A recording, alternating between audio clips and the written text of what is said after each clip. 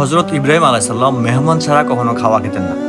যখনই তিনি খাওয়া খেতে বসতেন তখনই কোনো না কোনো মেহমানকে পাশে বসাতেন, তারপর খাওয়া খেতেন। একদিন তিনি খাওয়ার খেতে বসলেন, তখন পাশ দিয়ে 70-80 বছরের একজন লোক হেঁটে যাচ্ছিল। সেই সময় তিনি সেই লোককে ডাক দিলেন আর বললেন, এই ভাই আসো, খাওয়া খেয়ে যাও, খাওয়া ঠান্ডা হয়ে যাচ্ছে।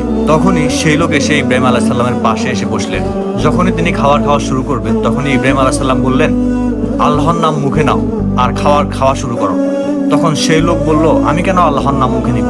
আমি তো সারা জীবন মুক্তি পূজা করেছি, মুক্তির নাম মুখে নিয়ে তারপর আমি খাওয়া খেয়েছি। তখন ইব্রাহিম আলাইহিস সালাম খুব রাগ করলেন আর তাকে বললেন, যদি তুমি আল্লাহর নাম মুখে না নাও তাহলে তুমি খাবার খেও না, তুমি চলে যাও। তখন সেই লোকটি রাগ করে উঠে গেল।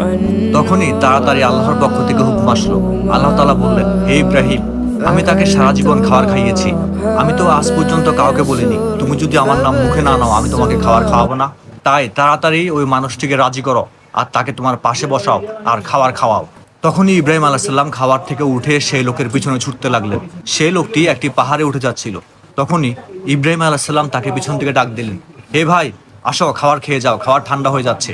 তখন সেই লোকটি ইব্রাহিম আলাইহিস সালামকে বললেন, তোমার কি হলো? তখন তো খুব রাগ করে আমাকে উঠিয়ে দিলে, এখন কেন তুমি আবার আমাকে ডাকছো?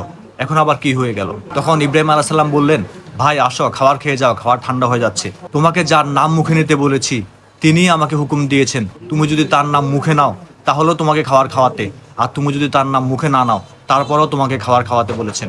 তখন সেই লোক অবাক হয়ে বলল, খাবার পরে খাবো, আগে তুমি আমাকে তোমার সেই সৃষ্টিকর্তা সম্পর্কে জানাও, যিনি এত দয়ালু, যিনি তার নাম মুখে নিলেও আমাকে খাবার খাওয়াতে বলেছেন, তার নাম মুখে না নিলেও আমাকে খাবার খাওয়াতে বলেছেন।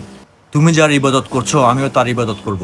এই কাহিনী আপনাদেরকে শোনানোর উদ্দেশ্য হলো, মেহমান যখন আসে তখন আপনার বাসায় সবচেয়ে ভালো যে খাবার আছে তাকে সেই খাবারটি খাওয়ান। এতে করে আল্লাহ আপনার প্রতি রাজি হয়ে যাবে। আর যখনই আল্লাহ আপনার প্রতি রাজি হয়ে যাবে তখনই আল্লাহর পক্ষ থেকে রহমত আর বরকত বর্ষিত হবে। মেহমান আল্লাহর রহমত নিয়ে আসে আর বরকত রেখে যায়। আপনি বিশ্বাস করেন মেহমান আপনার কোনো কিছুই খেয়ে যাচ্ছে না, সে তার নসিবের খাওয়া খাচ্ছে, যা তার নসিবে লেখা ছিল।